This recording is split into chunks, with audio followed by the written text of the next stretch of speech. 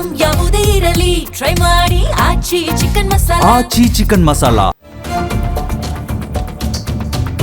Engineer ರವಿಯ ಕಾಮುಕತನ ಕೇಳಿದ್ರೆ ನೀವು ಕೂಡ ಒಂದು ಕ್ಷಣ ಬೆಚ್ಚಿ ಬೀಳ್ತೀರಾ.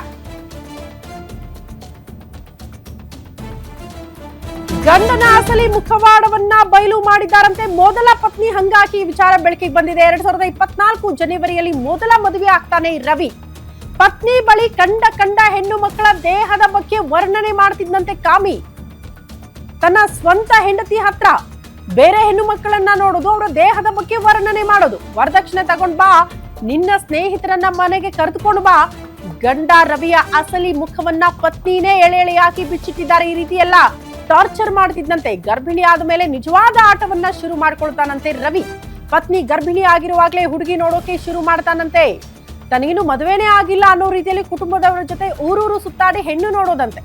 ಇಂಜಿನಿಯರ್ ರವಿಯ ಕಾಮುಕತನ ಕೇಳಿದ್ರೆ ಕೆಲವರು ದಂಗಾಗಿ ಹೋಗ್ತಾರೆ. ಆತನ ಹಿಸ್ಟ್ರಿನೇ ಅಷ್ಟು ಭಯಾನಕ. ಕಾರಣ ಪತ್ನಿನೇ ಆತನ ಅಸಲಿ ಮುಖವನ್ನ ಬಯಲು ಮಾಡಿದ್ದಾರೆ. 2024ರಲ್ಲಿ ಆಲ್ರೆಡಿ ಮದುವೆ ಆದಂತಹ ರವಿ ತನಗೆ ಮದುವೆ ಆಗಿಲ್ಲ ಅನ್ನೋ ರೀತಿಯಲ್ಲಿ ಮತ್ತೊಬ್ಬ ಹೆಣ್ಣು ನೋಡೋದಕ್ಕೆ ಓಡಾಡ್ತಿದ್ದಂತೆ. ಮತ್ತೊಂದು ಮದುವೆ ಆಗಿದ್ದಾನೆ ಅನ್ನೋಂಥ ಆರೋಪ ಆದ. ಅದಷ್ಟೇ ಅಲ್ಲ, ಇತ್ತೀಚೆಗೆ ಮತ್ತೊಂದು ಹೆಣ್ಣು ಮಗಳ ಜೊತೆ ಎಂಗೇಜ್ಮೆಂಟ್ ಬೇರೆ ಮಾಡ್ಕೊಂಡಿದ್ದಾನಂತೆ. ಹಿಂಗೆ ಎಷ್ಟು ಮದುವೆ ಆಗಿದ್ದಾನೆ ಈತ ಅನ್ನೋದೇ ಪ್ರಶ್ನೆ. ಅಂದರೆ ನನಗೆ ಮದುವೆ ಆಗಿ ಒಂದು ಮಗು ಇದೆ. ನನ್ನ ಗಂಡ ಸರಿ ಇಲ್ಲ ಸರ್.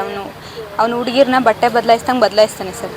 ಫಸ್ಟು ಏನು ಮಾಡ್ತಾನೆ ಅಂದರೆ ನನಗೆ ಹೊಡಿಯೋದು, ಬಡಿಯೋದು, ಹಿಂಸೆ ಕೊಡೋದು, ಬೇರೆ ಹುಡುಗಿ ಜೊತೆ ಮದುವೆ ಮಾಡಿಸು ಅಂತ ನನಗೆ ಹಿಂಸೆ ಕೊಡ್ತಾ ಇದ್ದ ಸರ್. ನಾನು ಹೇಳಿದ್ದೀನಿ ಬೇಡ, ಹಂಗೆಲ್ಲ ಬೇಡ, ನಾವು ಚೆನ್ನಾಗಿರೋಣ, ನಾವು ಹಂಗಿರೋಣ ಹಿಂಗಿರೋಣ ಅಂತ ಎಷ್ಟು ಹೇಳಿದ್ರೂ ಕೇಳಲ್ಲ ಸರ್.